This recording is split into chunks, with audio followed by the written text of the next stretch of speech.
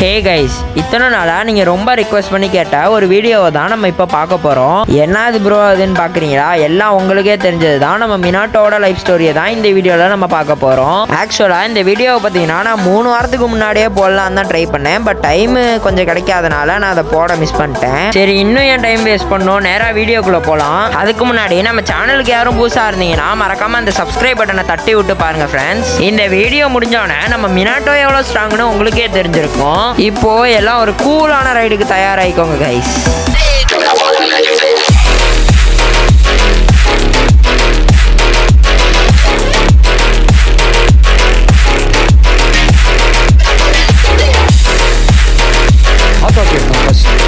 First கொஞ்ச நாளுக்கு முன்னாடியே ரிலீஸ் ஆன நம்ம ஒன் ஷாட் மங்காலேருந்தே போவோம். கொஞ்ச நாளைக்கு முன்னாடி இல்லை, ஆக்சுவலாக இந்த மங்கா ரிலீஸ் ஆகி 1 வருஷத்துக்கு மேலே ஆக போகுது. ஆனால் நம்ம இப்போ தான் இந்த வீடியோவை போடுறோமே. ஸோ ஃபஸ்ட்டு என்ன நடக்குதுன்னு பார்த்தீங்கன்னா, நம்ம டீம் ஜிராயா பார்த்தீங்கன்னா 2 பர்ஃபெக்டான ஜிஞ்சரி கீஸ் கூட ஃபைட் பண்ணுறாங்க. அந்த 2 ஜிஞ்சரி கீஸும் யாருன்னு பார்த்தீங்கன்னா, ஒன்று நம்ம ஹான், இன்னொன்று பார்த்தீங்கன்னா நம்ம ரோஷி.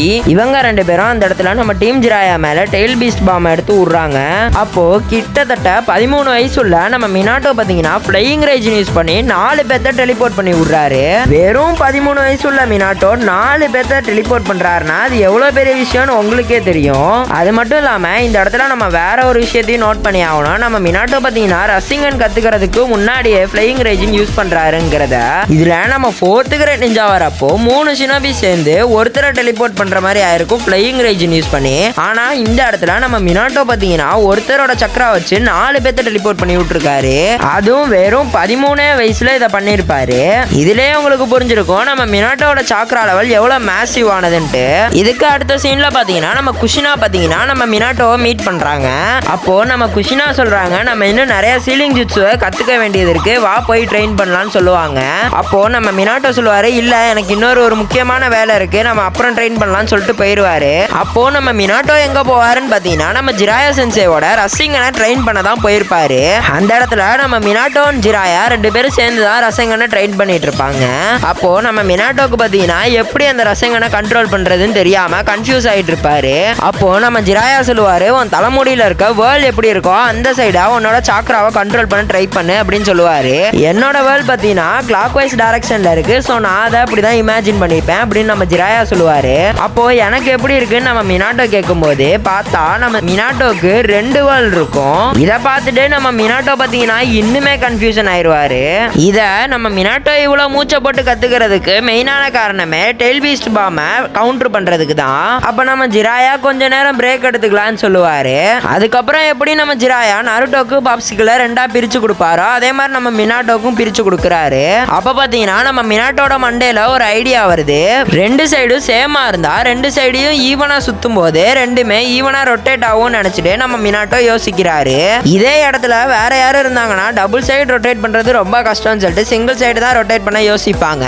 ஆனா நம்ம மினாட்டோ பாத்தீங்கன்னா சிங்கிள் சைடு ரொட்டேட் பண்றது கஷ்டம்னு சொல்லிட்டு டபுள் சைடு ரொட்டேட் பண்றான். இதனால தான் நம்ம மினாட்டோ ஜெனரேஷன் ஜீனியஸ்ங்கறாங்க போல.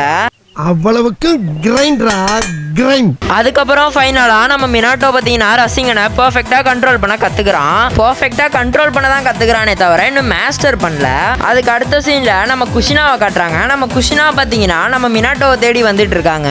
ஆனா இந்த இடத்துல ஒரு பிரச்சனை இருக்கும். அது என்ன பிரச்சனைன்னு பார்த்தீங்கன்னா ஜிஞ்சரி கீஸ் எல்லாத்தையுமே ஒரு ஸ்பைரல்டு சீலிங் ஜுட்ஸுக்குள்ள தான் வச்சிருப்பாங்க.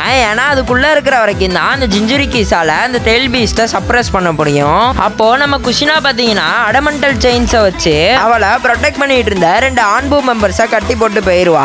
நம்ம குஷினா ஸ்பைரல் சீலிங்கை விட்டு வெளியே வந்துட்டு இருக்கும் போது குராமா பாத்தீங்கன்னா அவளை கண்ட்ரோல் பண்ண ஸ்டார்ட் பண்ணிரும். அப்போ நம்ம மினாட்டோவில் வந்து உசுமாகிஸோட சீலிங் ஜுட்ஸை யூஸ் பண்ணி 8 டயக்ராம் சீல மறுபடியும் ஸ்ட்ரென்தன் பண்றான். கிட்டத்தட்ட 13 வயசுள்ள நம்ம மினாட்டோ பாத்தீங்கன்னா வேர்ல்டுலே ஸ்ட்ராங்கான டெயில் பீஸ்ட்டை இந்த இடத்துல சீல் பண்ணிட்டு இருக்கான். அது பிரேக் அவுட் ஆன நிலைமையில இந்த இடத்துல நம்ம ஷாக் ஆகுறது மட்டும் இல்லாம நம்ம 9 டெயில்ஸே பாத்தீங்கன்னா ஷாக் ஆயிருக்கு. அப்போ நம்ம குராமா பாத்தீங்கன்னா ஸ்கில் வைஸ்ல மினாட்டோ மினாட்டோவையும் அஷிராமா செஞ்சையும் கம்பேர் பண்ணி பேசும். நான் இது வரைக்கும் பார்த்ததுல ஸ்ட்ராங்கான ஷினோபியோட ஈக்குவலா இருக்க அப்படின்னு பாத்தீங்கன்னா நம்ம மினாட்டோட்ட சொல்லும் இந்த குராமா. யாருக்கு அஷிராமா பத்தி சரியா தெரியுதோ இல்லையோ நம்ம நைன் டெயில்ஸுக்கு நல்லாவே தெரிஞ்சிருக்கும். ஏன்னா நம்ம மாதரா vs அஷிராமா பேட்டில் அப்போ நம்ம நைன் டெயில்ஸுக்கு பாத்தீங்கன்னா சூசனோவை கவர் பண்ணி அமுச்சு விட்டுருப்பாரு நம்ம மாதரா. இந்த சூசனோ கவர்டு நைன் டெயில்ஸையே 1000 hands ஆஃப் புத்தா வச்சு சும்மா சாத்துன்னு சாத்திருப்பாரு நம்ம அஷிராமா செஞ்சு.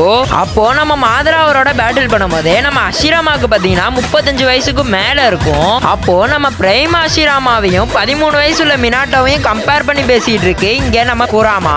அப்போ அந்த இடத்துல நம்ம மினாட்டோவை பத்தி நம்ம குராமா கேட்கும், ஏன் இவ்வளவு போய் ப்ரொடெக்ட் பண்ணிட்டு இருக்க அப்படின்ட்டு. அதுக்கு நம்ம மினாட்டோ சொல்லுவாரு, எனக்கு ஸ்ட்ராங்கா இருக்கிற பீப்புள்ஸை பார்த்தாலே பிடிக்கும், அதனாலதான் நான் இவ்வளவு ப்ரொடெக்ட் பண்றேன். அது மட்டும் இல்லாம குஷினா என்னோட ஸ்ட்ராங் அப்படின்னு சொல்லியிருப்பாரு.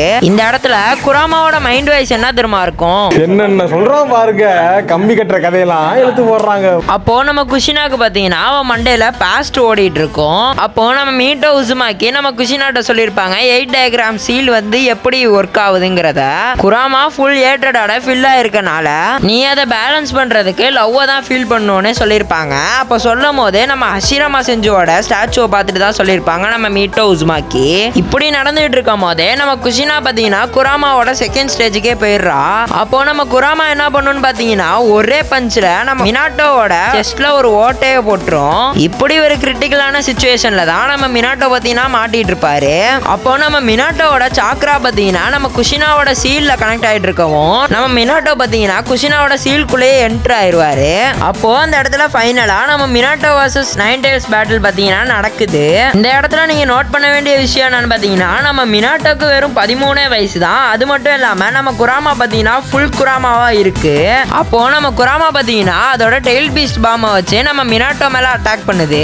அப்போ நம்ம மினாட்டோ பாத்தீங்கன்னா அவனோட அண்டர் டெவலப்டு ரசங்கனை வச்சு இந்த வேர்ல்டுலே ஸ்ட்ராங்கான டெயில்டு பீஸ்டோட டெயில் பீஸ்ட் பாம்பை கவுண்டர் பண்ணி ரிட்டன் அதோட வாயிலே புஷ் பேக் பண்ணி விடுறான் நம்ம மினாட்டோ. ஃபைனலா 13 இயர்ஸ் ஓல்டு மினாட்டோ பாத்தீங்கன்னா நம்ம குராமாவை டிஃபீட் பண்றான் அந்த இடத்துல. அது மட்டும் இல்லாம அந்த இடத்துல அவன் நெஞ்சில ஒரு ஹோல் வேற விழுந்திருக்கும். வெறும் பேஸ் ரசங்கனை வச்சு நம்ம ஃபுல் நைன் டெயில்ஸுமே தோக்கடிச்சுப்பாரு நம்ம மினாட்டோ. இதுல நீங்க நோட் பண்ண வேண்டிய விஷயம் என்னன்னு பாத்தீங்கன்னா நம்ம சேஜ் மோட் நருட்டோவே நம்ம குராமாவோட ரொம்ப ஸ்ட்ரகிள் பண்ணி தான் ஜெயிச்சிருப்பான். சேஜ் மோட் நருட்டோவே இவ்வளவு கஷ்டப்பட்டிருக்கான். ஆனா நம்ம பேஸ் ஃபார்ம்ல இருக்க மினாட்டோ எவ்வளவு ஈஸியா தோக்கடிச்சிருக்கான்னு நீங்களே பார்த்து தெரிஞ்சுக்கோங்க.